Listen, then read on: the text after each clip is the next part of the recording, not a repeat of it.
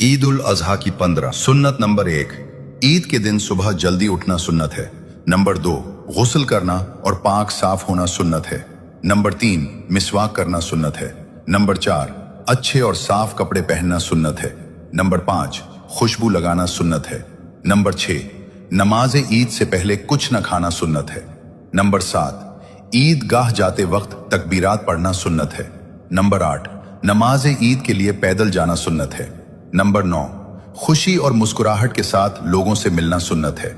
Number 10, गरीबों और मोहताजों की मदद करना सुन्नत है। नंबर 11, कुर्बानी करना सुन्नत इब्राहिमी है। नंबर 12, कुर्बानी का गोश्त रिश्तेदारों और गरीबों में तकसीम करना सुन्नत है।